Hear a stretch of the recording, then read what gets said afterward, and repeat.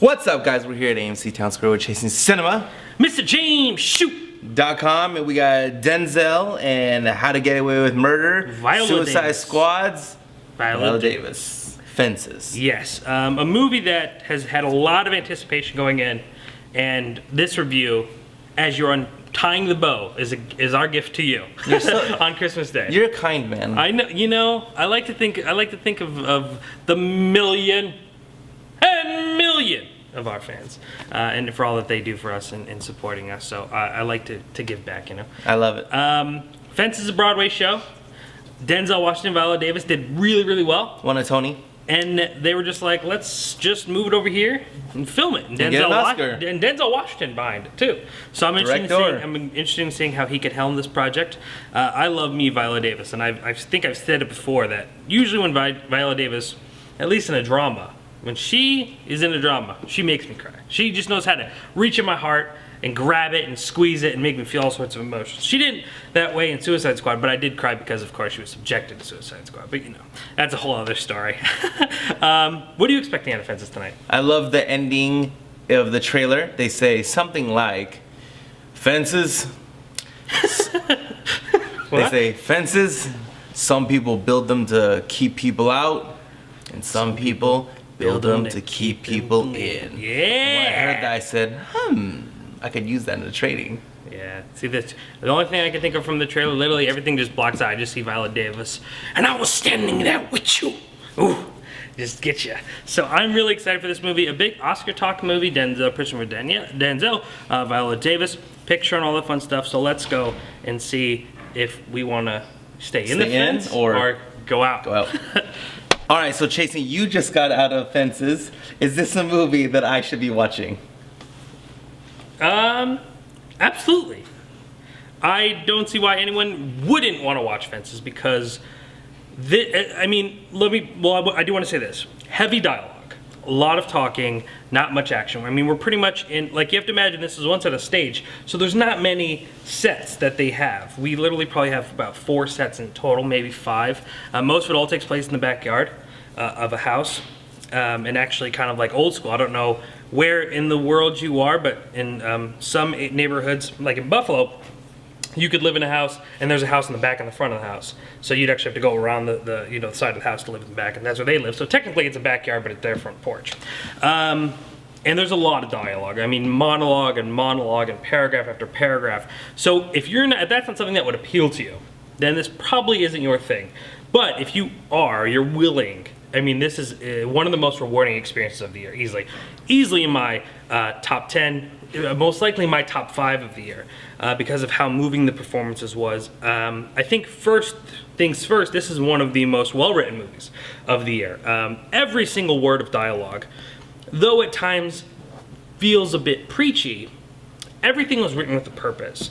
And each actor delivers every line that has purpose with passion, so it doesn't feel cheap, it doesn't feel cheesy, though it does, like I said, kind of has this preachy feeling of these constant moments where we're talking about the new generation, or we're talking about, you know, ideas of family values and things like that.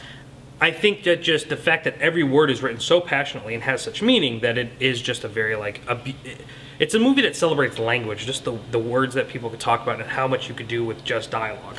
Denzel Washington is absolutely great in this movie. Best director?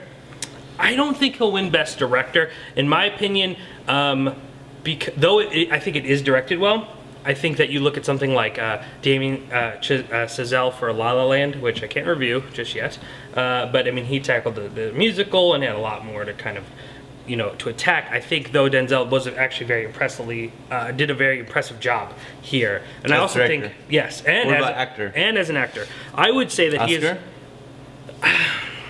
Well, Oscars are tough, you know. I mean, to be like situations like that is like we kind of see where the arrow is pointing already. It's pointing towards Casey Affleck, Manchester by the Sea, not who I would give my Best Actor award to. So if you're asking me, he would definitely be in my nominations, and probably would be more on the top end of getting that award for me because he was really good. He had to take on a role that isn't super likable, right? He had to take on this character that's very complex and has elements of that people could watch and not like him or think he's a bad person, or you can just kind of see him as a really conflicted human being. There's a lot of different things about his character that make him very interesting. And then you have Viola Davis, who is being pushed for supporting actress, which is unfortunate, but you know how that works. You know, if you don't think you could take the best actor, Natalie Portman? you have to go for supporting. Yeah, I would probably go to Natalie Portman, which I reviewed. Jack, if you haven't seen, click that wide eye. But Viola Davis, man, okay. Put it this way: Denzel Washington can I could feel his words in my heart, right? Viola Davis shoves her hand through my chest, rips my heart out, throws it on the floor, and dances on it. Like, she just knows how to hit you. Will she win Best Supporting? You know, as of right now, it looks like it's going to be between her and Michelle Williams. And Michelle Williams is really, really good in Manchester by the Sea. But I think because of the amount that Viola Davis puts in this, maybe they'll give it to her. But that one's I'm kind of not as sure as where I think Best Actor will most likely go to Casey Affleck or Jackie for Best Actress. Overall, I think this is a movie with passion, with purpose, with great themes, with great ideas, that's well acted, that's funny, that it will make you laugh, it will make you cry. It has a lot of things to debate value-wise on morals, on what makes a person do certain things, and I just think it's a really, really great, rewarding, and humane experience. It's a really human movie, like watching Passengers and Assassin's Creed and these movies that are just kind of so out there. This movie, where you're just literally in the family's living room, makes it a lot more of a humane experience and rewarding. One of my favorites of the year, easily. You know, you were saying that Denzel is like a bad guy, but then a good guy, depending on. Yeah. You know, there's a famous quote by one of my friends, William Shakespeare. Oh, let me hear what William Shakespeare said. Well, he once said, Chasing, there is no good or bad, but thinking makes it so. Yes, I think... It's perspective, that's Chasing. perspective. That's a good point. But I also think it's all perspective. I'd like to quote a good friend of mine. Her name is my mother, Julia Tiranno. There is no good or bad decisions. They're just choices. Which is a little bit more reaching. Yours was more a little bit connected. But I just think that, the message of this movie partially is just that things aren't black and white, and there's always gray. And people are complex, and things are complex, and nothing can just be simply A or B. That's what I took away from it. And it's a great message. I love it. So one of the best of the year. Yes, easy. You need to see it. If you haven't seen our reviews for Assassin's Creed. Yes, up there. Sing. Passengers. Rogue One. What one we just watched? Why Him? Why Him? And another Christmas gift from your Uncle Jake. What am I reviewing? Lion with Dev Patel. This is officially our last review of 2016. We want to thank all of our wonderful fans. Thank you guys. I want to thank Mr. James Shue for being the awesome man that he is. What about Kent Wong? You beat me to it. I want to thank Kent Wong for standing there and watching us blabber for, what do you think? 35? Okay, let's just do quick math. 52 reviews. No, he's done more than 52. Oh, yeah, probably of course. 70, 20 minutes each, I mean, that's how many minutes, he just watches us. 1,400 minutes of his life. Just watching us blabber. And that's just this year alone. And doesn't include courses.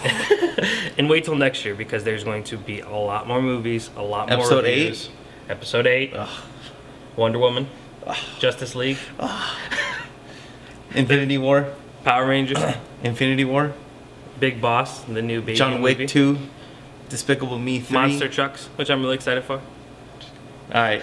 So we're excited. We'll see everyone guys back in the year 2017. Have a great holiday. Have a great Christmas. Have a great New Year's. Thank you guys so much for watching, and please tune in next year. And never forget that ChasingCinema.com is known as the Film Lovers website.